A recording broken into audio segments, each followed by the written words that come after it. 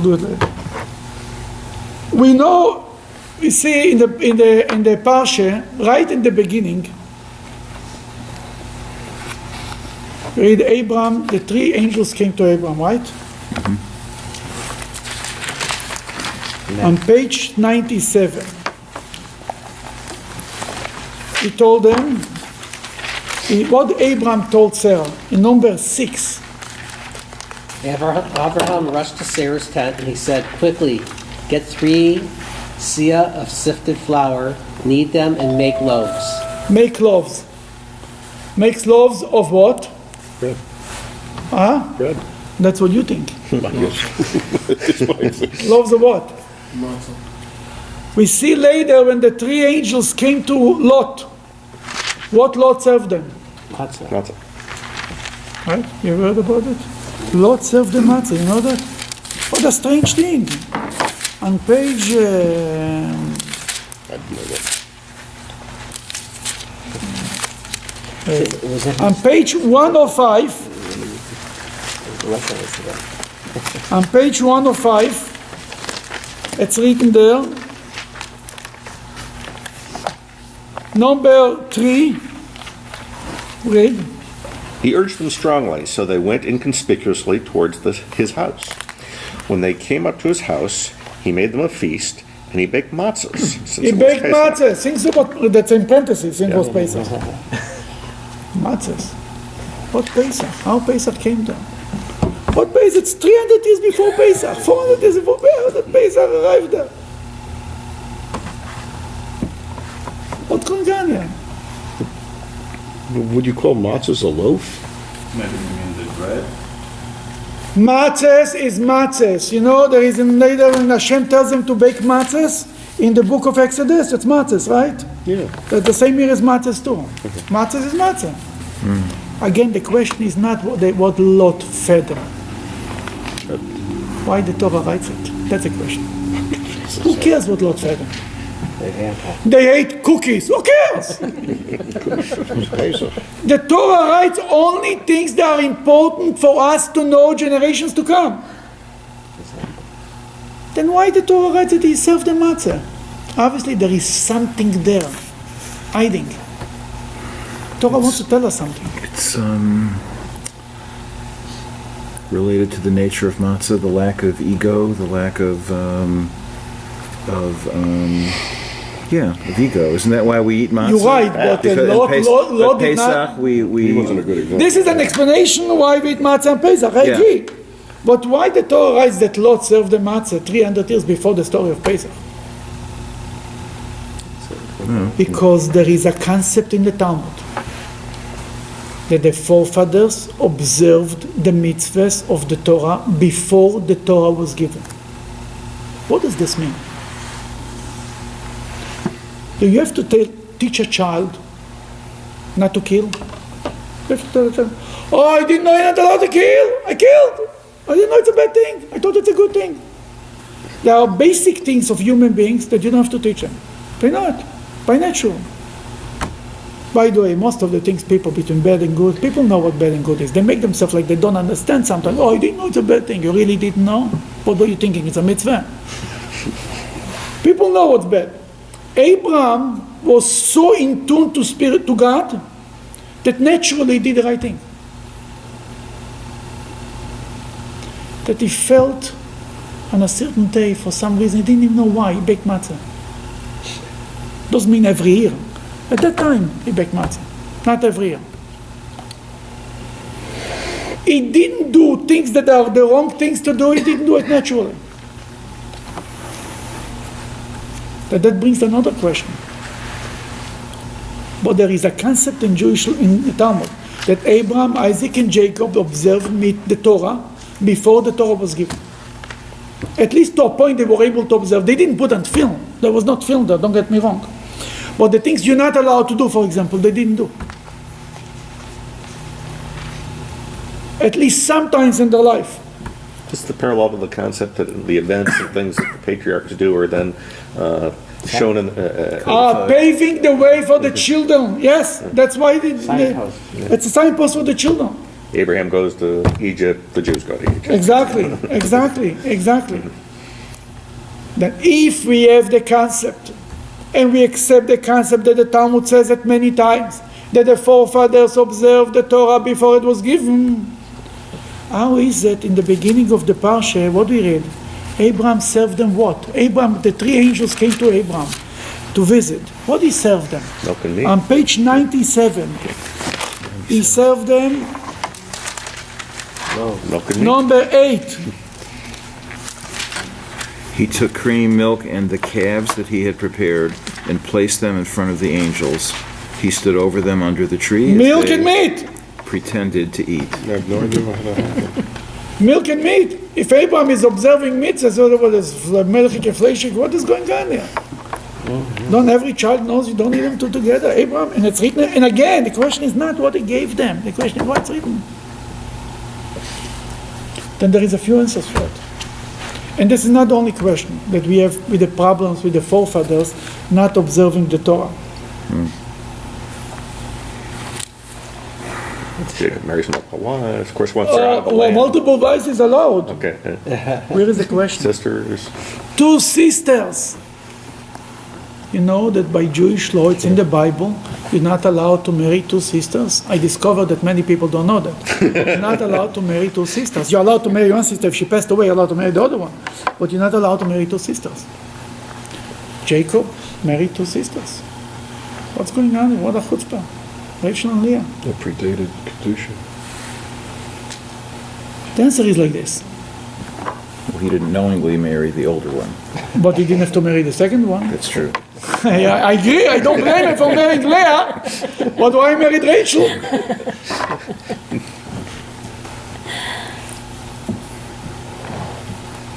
The forefathers observed, they knew about the Torah. But the real question is, if the Torah was already observed before, then what is Mount Sinai? What is Mount Sinai all about?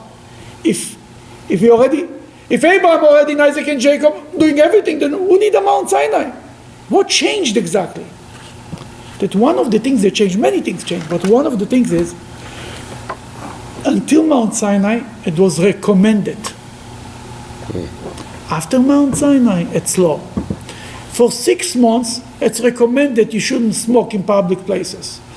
From January 1st, if you do it, you go to jail. You understand? That's a different. Then before Mount Sinai, recommendation not to eat milk and meat, and a recommendation not to marry 2 sisters, and a recommendation not to eat matzah. All nice and fine, but recommendations, not obligations. At Mount Sinai, it became mandatory, not optional. Well, that was spoken by God. At Mount Sinai. At Mount That's Sinai. what I'm saying. And everybody heard it. It wasn't coming from one person. Exactly, yes, beautiful.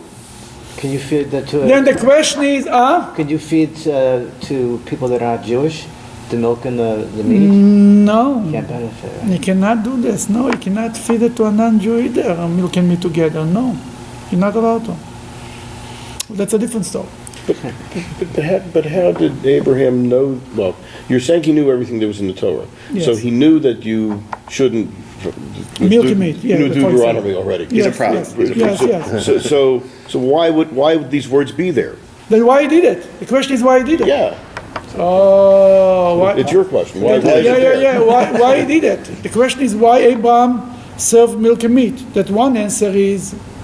Was he testing them? One answer is. He didn't know like they were you said, it was angels. non-Jews. He didn't know they were angels. He did know they're angels. I thought he did know they were angels. I thought they were Arabs. The answer is that he gave them. They were strangers. He gave them milk. They can eat the milk first, and then the meat. It doesn't mean they had to feed them together, Right. right? Okay. Okay. Was the time between The time is preferred. But if person didn't wait until the milk, if he washed his mouth and this, you cannot say disobey biblical law. Yeah, we prefer, some people wait a half hour, some people wait an hour, but as long as you eat the milk before the meat and you wash your mouth and you eat something in between, you cannot say it's against the Jewish law. But the real question is not only about the milky meat, why he didn't observe it. If he observed all the mitzvahs, why he waited until God told him to circumcise? Why he didn't do it on his own?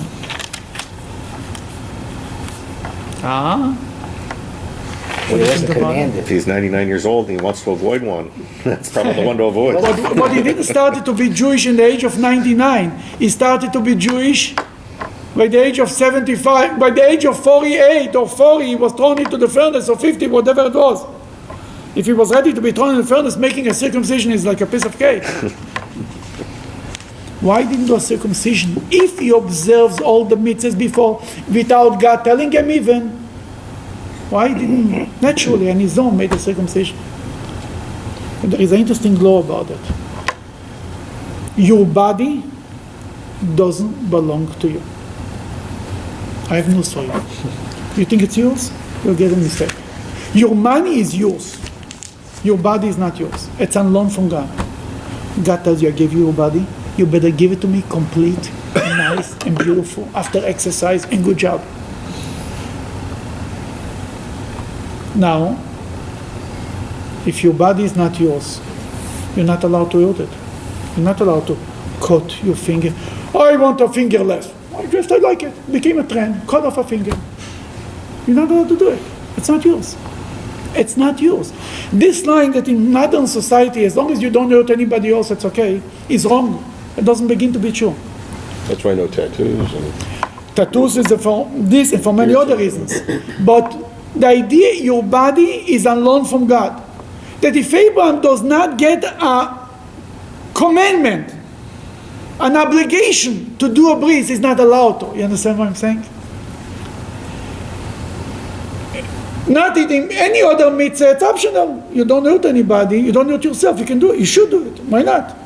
But a mitzvah, if the mitzvah means to hurt himself, as long as it was not a commandment, he was not allowed to do it.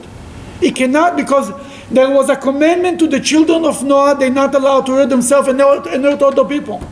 God says, I'll demand your own blood from yourself. It's written in the Bible, you're not allowed to commit suicide to the children of Noah.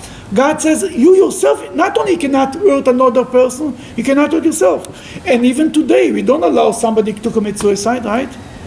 Why not? That's my own life, I do whatever I want. I don't hurt anybody. You don't allow him to do it. The police will come and take him, put him in jail before he's allowing to commit suicide.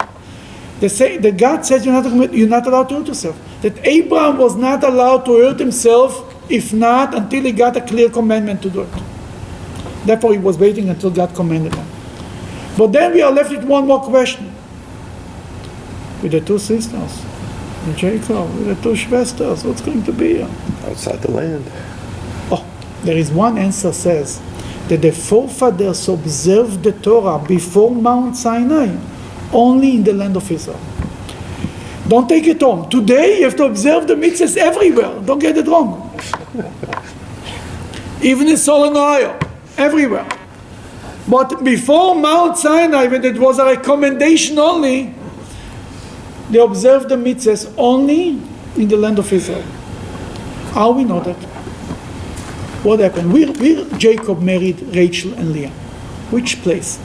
Where it happened? In Haran. Where is Haran? Syria? Iraq? Somewhere over there. Turkey. Turkey. Haran is in I thought Turkey. Mosul was Haran. Don't ask me. I don't know. Or no, Mosul's different. Sorry, it's the Syrian capital. Turkey. Haran, it's written that Haran is Turkey. I'm not a big macher in geography. That's what's written. That's what I know. Turkey. If you prove it's a different place, I'll be with you. It's okay. That he married them in Turkey. And what happened when he came to Israel? She died. Rachel died. That Nachmanides, what you say now, Nachmanides said. Nachmanides, where Nachmanides lived, by the way? In Spain, but he moved to Israel at the end In of the Spain. Where in Spain? Catalonia. Catalonia. On the news, right? Yeah, on the news right now, yeah. Okay. Just a point.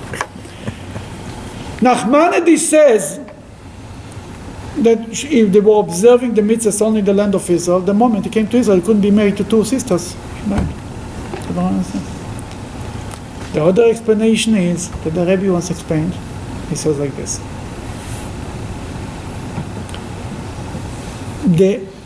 Jacob promised Rachel that he will marry her, right? That he married Leah, it's very nice, but he promised Rachel a promise. The children of Noah, from Noah's time, they were had an obligation to live up to the promise. That was an obligation. Not marrying two sisters is what? A recommendation. A recommendation cannot override an obligation. Now I cannot say, I promised two women to marry them. It's a biblical law, you're not allowed to do it. But at that time, before Mount Sinai, a promise was an obligation. Not marrying two sisters is a recommendation. The obligation overrides the recommendation, therefore he had to marry the two sisters. He had no choice. Even it was against the law, he knew it's against the law, but at that time it was just not a law, it was just a recommendation. On the other hand, he promised Rachel, that's why he married Rachel and Leah. Even though he married Leah, he went on to marry Rachel. And he didn't divorce Leah because he didn't want to hurt her, but he married both of them. And the question is, why really Abraham was so busy? But really, you touched on it in the beginning. Why is Abraham really so busy observing all the mitzvahs? We see something very interesting in life. Usually people say, I'm not going to be like my father. I'm not going to do it like my mother. I'm just not going to be like this. And when you behave something bad, you tell yourself, I was so embarrassed. I just did it. I just did like what my father was doing. I promised myself all my life I will not do it. And then I'm doing the same thing. And the same thing women say, they will not do what the mother says. And you don't want to live in the same house that your parents live, and you don't want to drive the same car that your parents. I don't want to be like them. But it comes to one thing, usually you do what your parents do. When it comes to religion. If you grow up in a home that they kept kosher, there is better chances to keep kosher. If a woman grew up in a home that your mother light candles Friday night, there is a very good chance that she light candles. In traditions, what you observe Pesach, what your parents did. Most of the people, thank God our generation is doing more than their parents. But if your parents did something, there is a million times better chance that you're going to do it. I say it every day. People sometimes tell me, I want to open the Ark and you keep it because my father opened the Ark and this prayer. Because my mother did this and this, I want to do the same thing.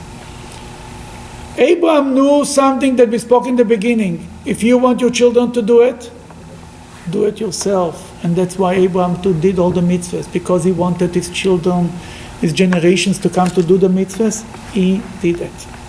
And that's why it worked. That's what it's all about. If we will do it, they will do it. If we will talk about it, you know what they will do? They will talk about it. They will not do it. I remember then once in the yeshiva, a group of parents came to complain that their kids are not good students, and they blamed the teachers. There was a meeting between the staff of the yeshiva, the rabbis, and the parents. One of the rabbis got up and told them, guys, I want to know what you do when you come home. When you come home from their walk, what do you take in your hand? Do you open a tractate of the Talmud? You take a Chumash? Or you take the newspaper? So they take the newspaper. So your kids do the same thing. They see what your interest is, that's when they follow you. They don't follow us, we are the teachers. They don't follow us, they follow you. They don't blame us, blame yourself. That's what Abraham knew. And that's why Abraham observed the whole Torah.